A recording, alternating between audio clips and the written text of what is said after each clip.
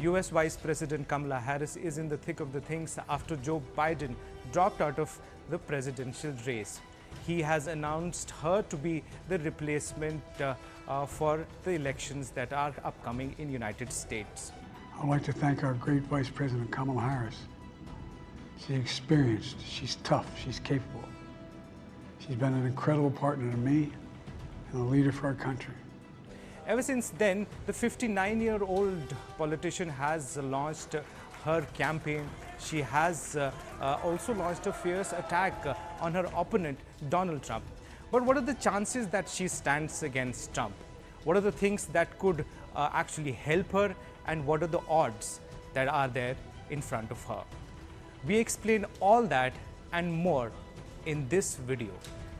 My name is Shujaul Haq.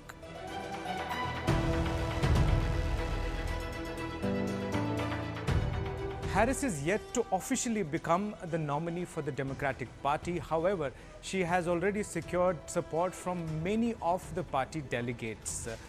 The nomination process happens at the Democratic Convention that is scheduled to take place in the next month. To understand how the process of nomination takes place and what is it like for Kamala Harris at this point of time, I am joined by my colleague Yoshita Singh in New York. Yoshita, what are the chances of Kamala Harris beating Trump? What are the least recent polls suggesting in US? Right.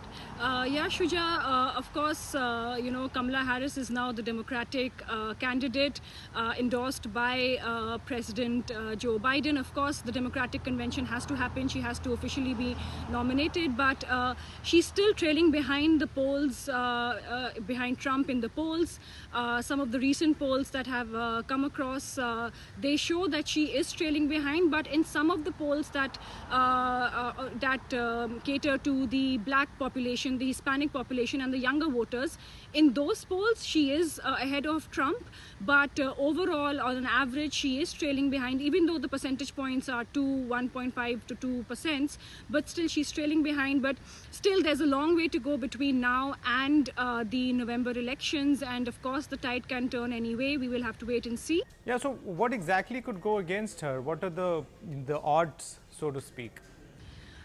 Right, for Vice President Kamala Harris, the main thing that people have said in conversations and that they've noticed is that she took a lot of time to find her footing as the Vice President. When Joe Biden was the president and he picked Kamala Harris as his running mate, there was this whole talk about she being the first woman of color, the first woman of South Asian descent. So there was a lot that was going for her, but then people saw that she took a lot of time to find her footing in the White House, in the administration. So that's one thing, and her policies and her thoughts on the southern border, on immigration. That was again a point that people have seen that goes against her. So we have to see how she sort of corrects herself in a way and comes out as a stronger candidate than Trump, because we've seen how Trump is on immigration, on economy, and how vocal he has been in these issues.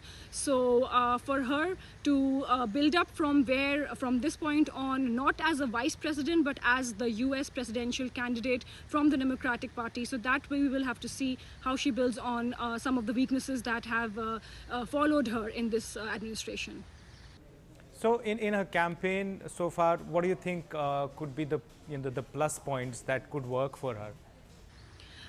Again, I think some of the weaknesses here can also be seen as a plus point. The fact that she is a woman, the fact that she is the first woman of color, a woman of South Asian descent. So she has a lot of support among black voters, among Hispanics and young voters as compared to Trump. So she really needs to build on this base, especially in the battleground states of Pennsylvania, Wisconsin and Michigan. If she can turn some of these voters and some of the undecided voters who probably probably would not have voted for Biden, but now are energized to have a younger face in the election fray. So she can use all this, and of course her record as a prosecutor. There's talks about how there's a prosecutor and now a convicted felon pitted against each other in the U.S. presidential elections. So a lot of her strengths can also come as to what she brings to the table now as a Democratic presidential nominee. Okay, so about the Democratic Convention, explain to us, what happens there. How is the process of nomination, taken forward? Right. So far, Kamala Harris is the only Democratic candidate in the fray. There's nobody else who has stood up and said that they will, or thrown their hat in the presidential race. And obviously, it's too late now.